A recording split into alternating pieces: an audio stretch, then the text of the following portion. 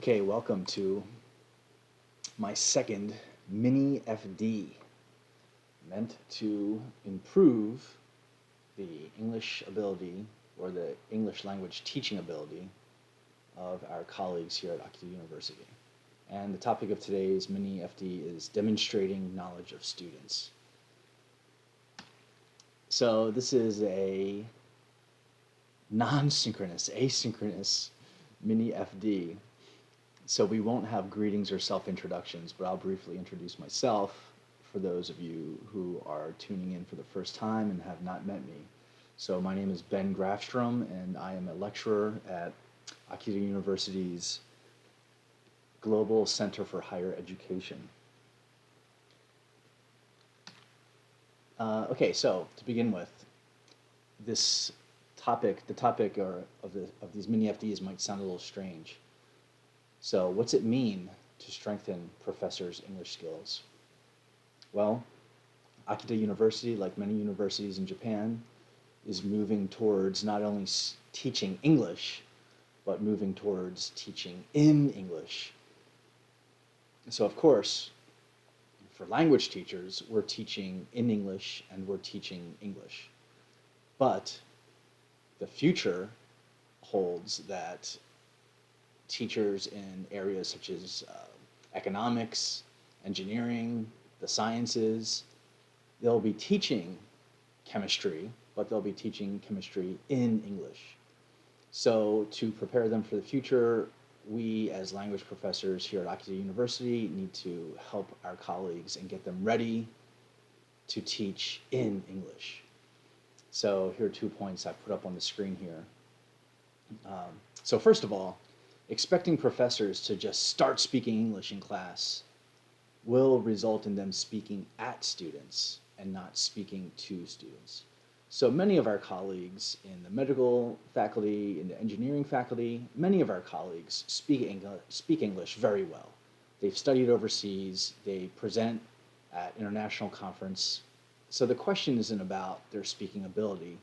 The question is, how can we change their mindset from just speaking at the students about chemistry to a more nurturing or cultivating language in order to teach the subject, the content area.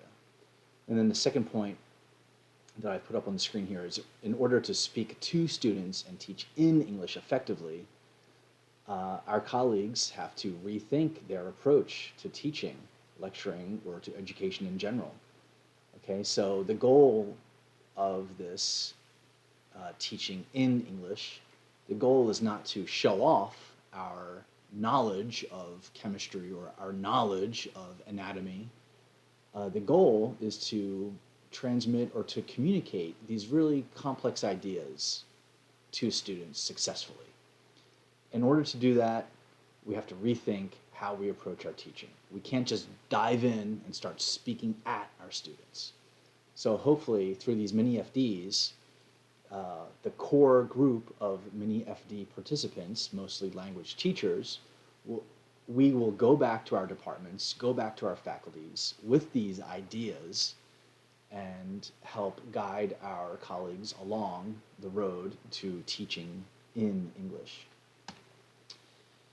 So yes, as I just said, those are some purposes of the mini-FDs, okay? So let's just pump the brakes a little bit and get back to basics. So pump the brakes means let's not go into class on Monday and just start spewing English at our students, because they're gonna be discouraged. They're not gonna catch the importance of the content, and that's gonna make us discouraged, and the whole thing will be a mess. So let's just take a break and go back to basics and think about some basics of education and pedagogy. And then another purpose, of course, is to just get ourselves to try some new approaches to education. So many colleagues who have been teaching a long time, they haven't thought about education necessarily. Perhaps they haven't thought about education necessarily in a decade or two. So even me, I've been teaching for 15 years now. I haven't thought about these topics in a long time, so it's good for me as well. Okay, and then as I said earlier, another purpose is to disseminate these back to basics ideas to our colleagues.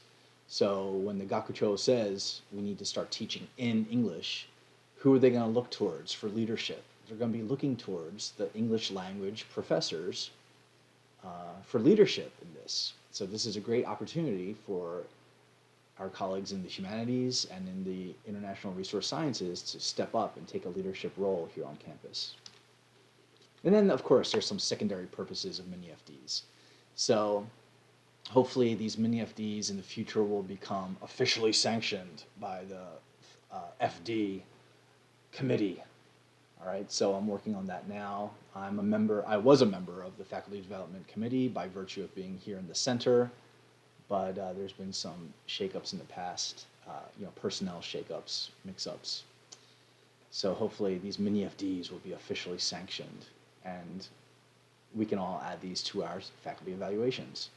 And then increase our own visibility. Again, increase our own visibility means the language instructors here, again, this is a good opportunity for us to jump into leadership positions that go beyond our department, beyond our faculty.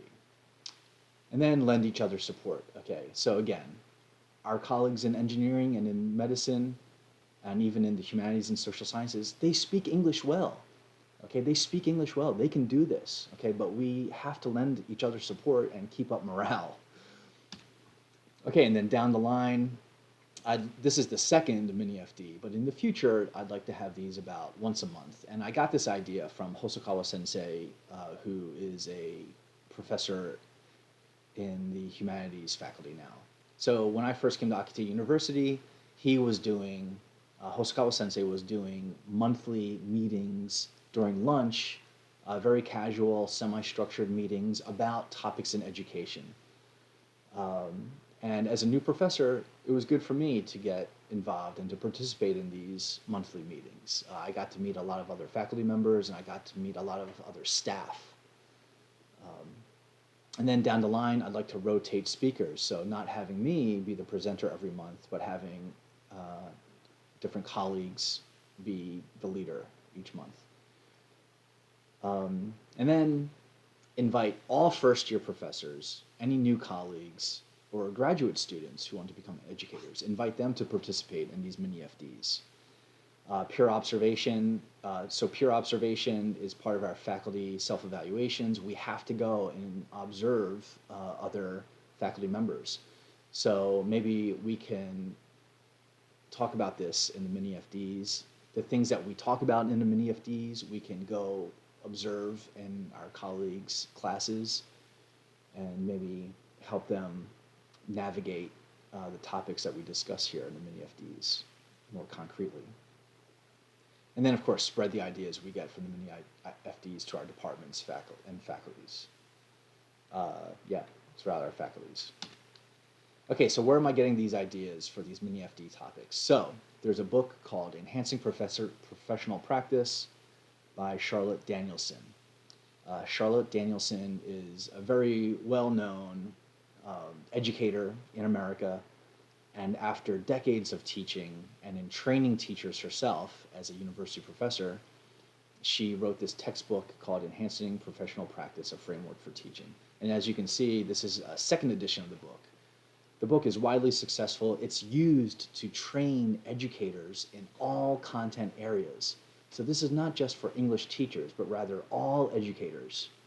Now, I will say that the textbook is geared for elementary school, middle school, and high school teachers, but it is just as relevant for university professors.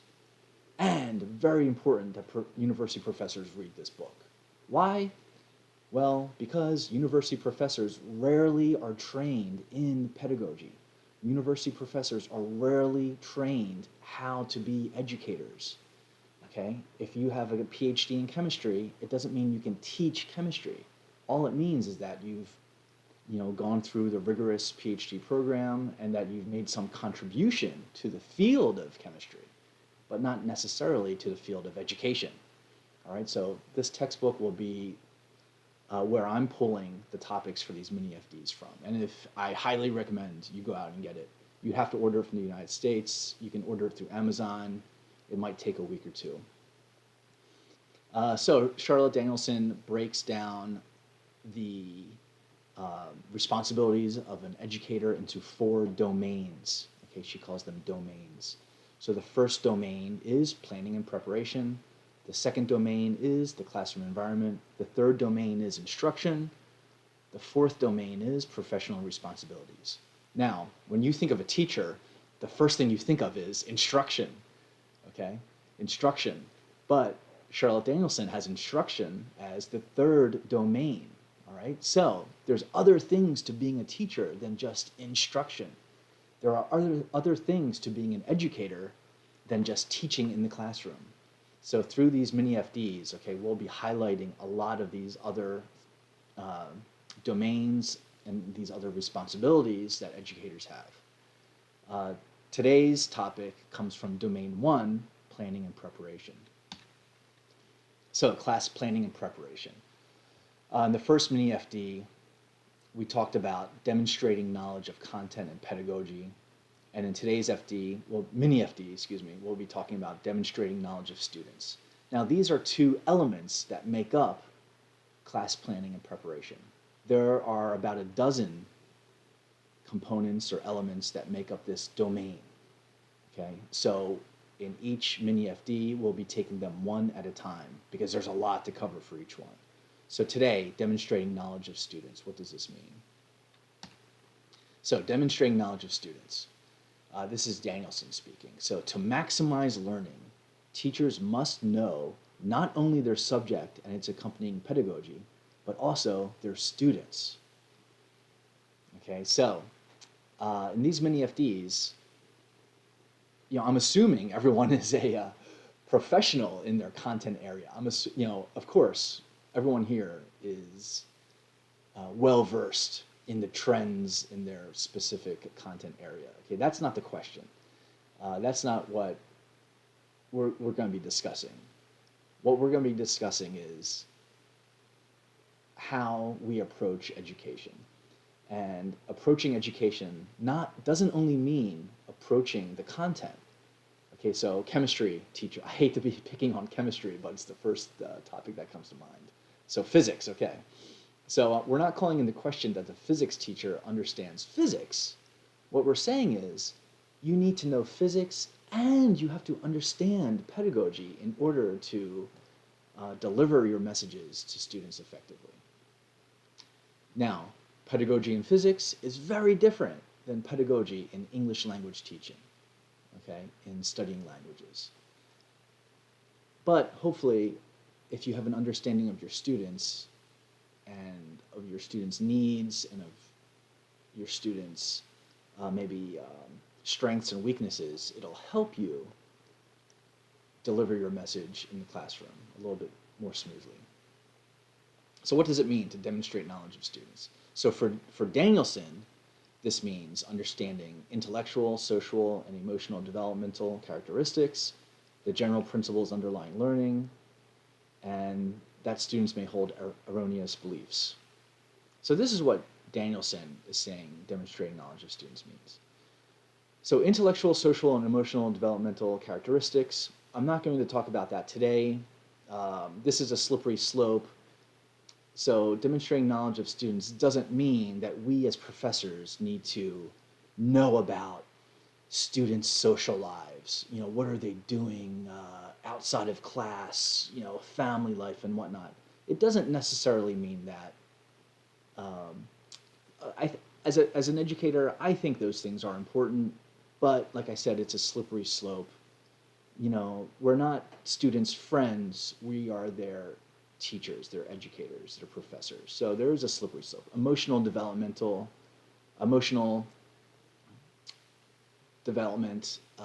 again, understanding emotional development is a highly skilled practice that I won't get into today because I'm not qualified to really talk about emotional development.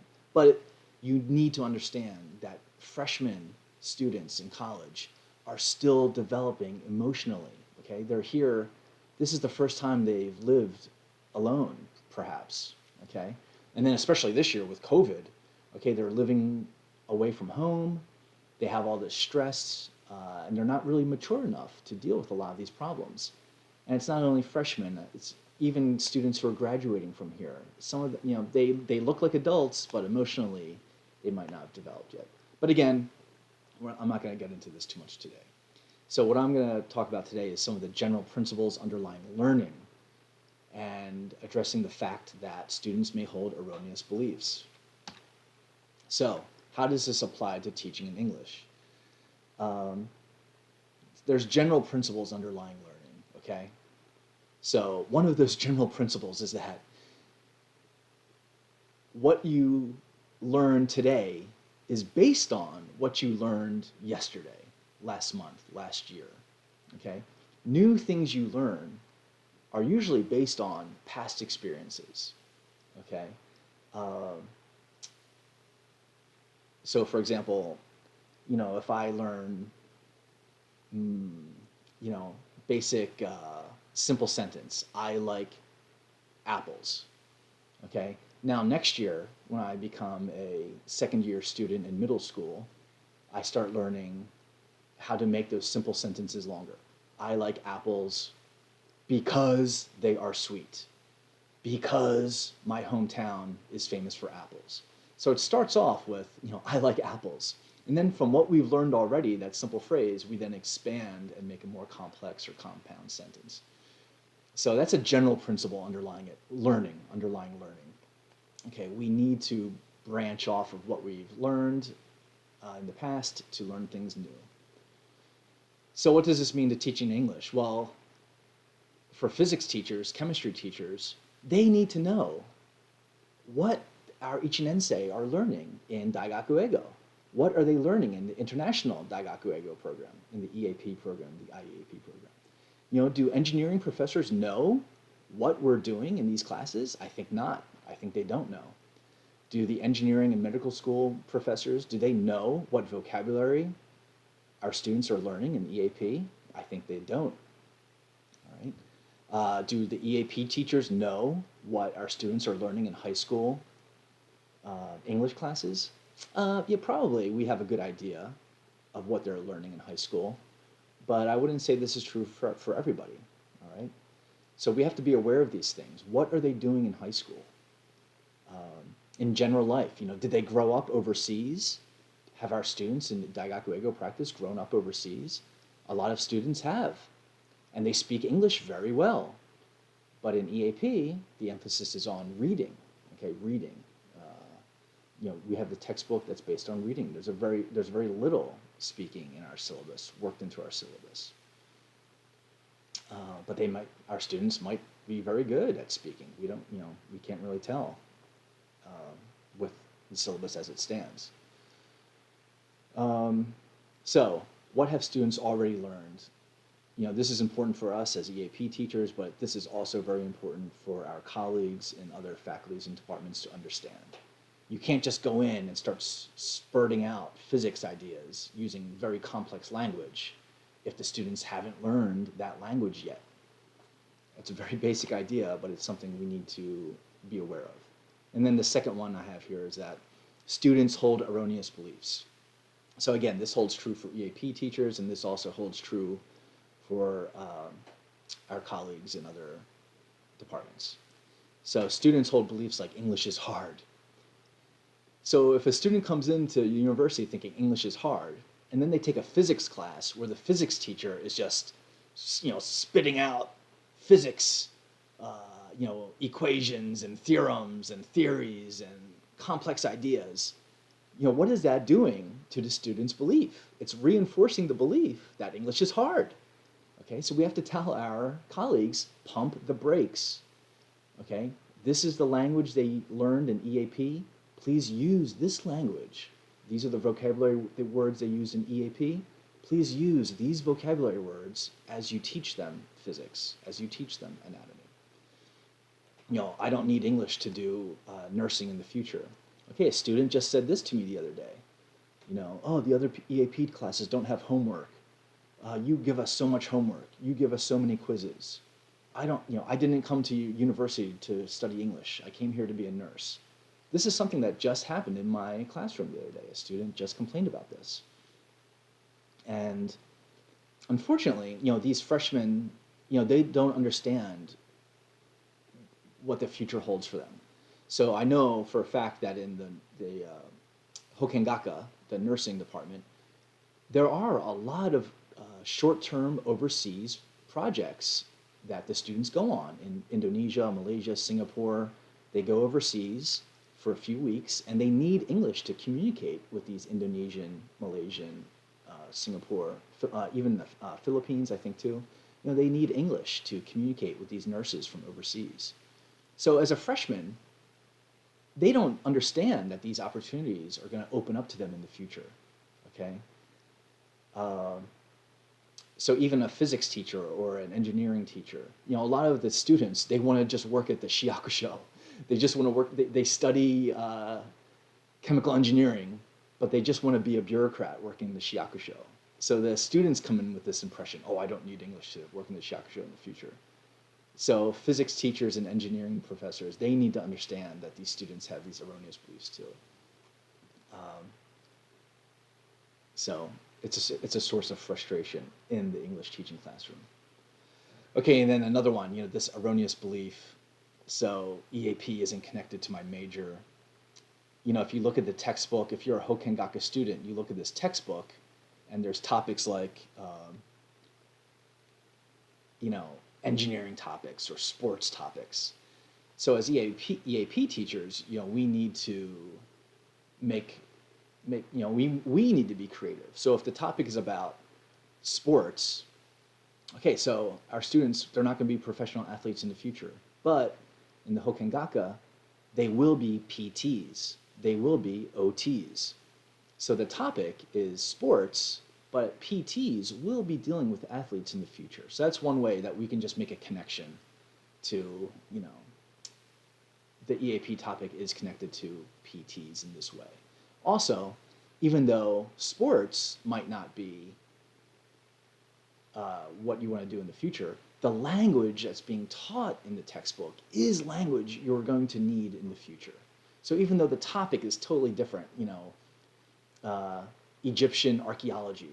Okay, I'm not here to be an Egyptian archaeologist. Okay, I understand that. But the vocabulary that's in there is what you need to be a successful engineer in the future, a successful English teacher, a successful chemist or whatnot. So even though the topics are not exactly aligned with what you want to do in the future, the language is. So this is one way that we can address the erroneous beliefs that students have. And we need, again, this is part of being an educator, and it's not always apparent to teachers, but students come into our classroom with these erroneous beliefs. We need to think about what these beliefs are, and we need to address them. If we address them, then it'll make communicating and teaching in English that much easier and that much smooth, and it'll make the education experience better for teachers and for the students. Okay, so I've coined this term TIE, teaching in English. So what should we do to improve our colleagues' TIE skills, teaching in English skills, and our own TIE skills, teaching in English skills? So let's address that first one. The general principles underlying learning. So make it clear to our colleagues what vocabulary our students are learning, all right? What public speaking skills, so in my class, I have students do public speaking, okay? 1-minute speeches in the Zenhan in the first quarter, 2-minute speeches in the second quarter. And they do it fantastically. Like I said, a lot of these students have grown up overseas, or they've studied abroad, and their speaking skills are fantastic. If I just followed the everyday EAP syllabus, I never would have known this. Just reading, watching the video, taking the tests, I never would have seen how well these students can perform in speaking. And also, during their public speaking, they share a little bit about themselves. Many students in the Hokengaka, for example, many students say, when I was a child, I was sick, I was in the hospital, the nurse took care of me, so I want to be a nurse. My mother or father had cancer, the nurses and occupational therapists always smiled and cheered me up. So I want to be a nurse or occupational therapist. When they did this public speaking activity in my class, they really opened up about themselves. And that kind of goes back to that emotional and developmental ideas that are a part of knowing your students. It made me see their reasons for choosing the major that they did. Okay, so it was really, really wonderful. So I see why they're motivated to become nurses, but then I need to help motivate them to be nurses who can speak English. So the general principles underlying learning, you have to understand what your students know in order to grow them and help them progress into the future. So we need to do a better job of telling our colleagues what vocabulary and learning skills our students are learning as Ichinensei and Ninensei.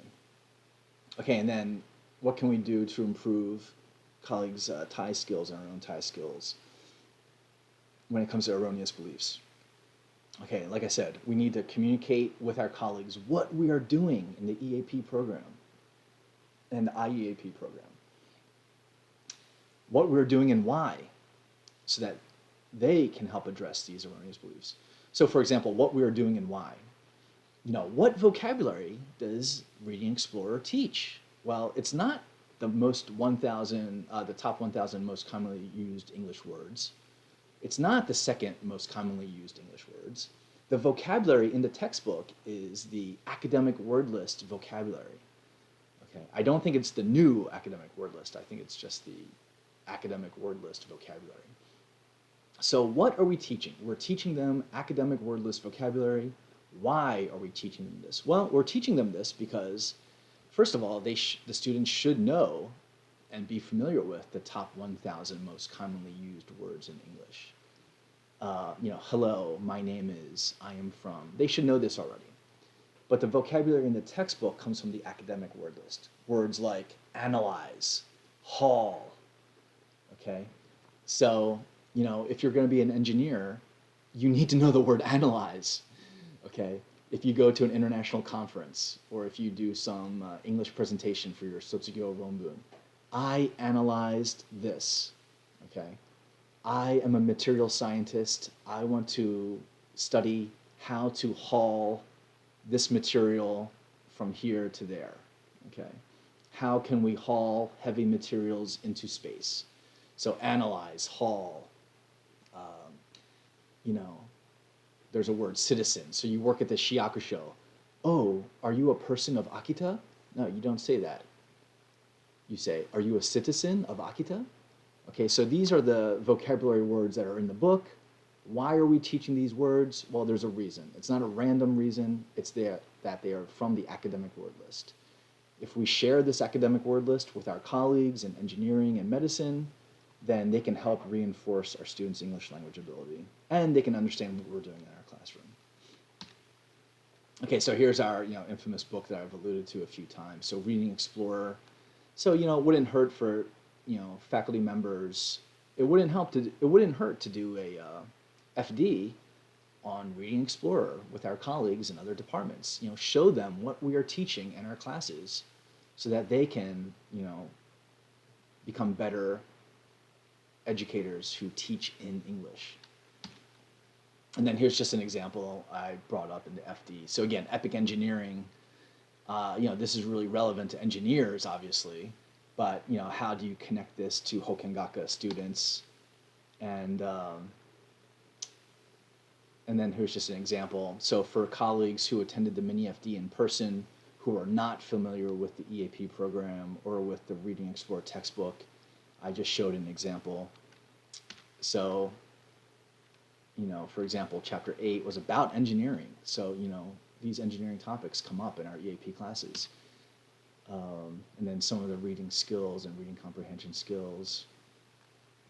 So my students in engineering faculty really enjoyed this, especially the critical thinking part. Students can do critical thinking, right? Students can have discussions in my class. So when they become, ninensei or sanensei, they should be doing English discussions in their engineering classes.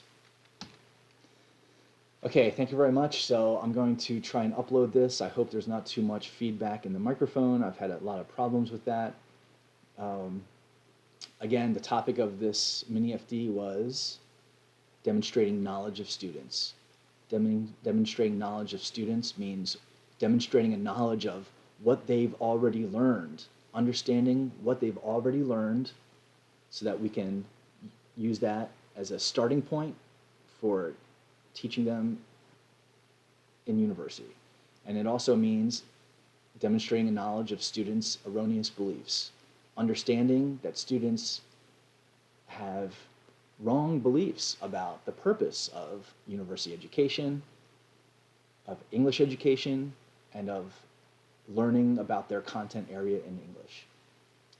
Demonstrating that we understand these things about students will make us better educators and will help our colleagues be better prepared to teach in English. Okay, thank you very much. I look forward to seeing you at the next mini-FD. Bye-bye.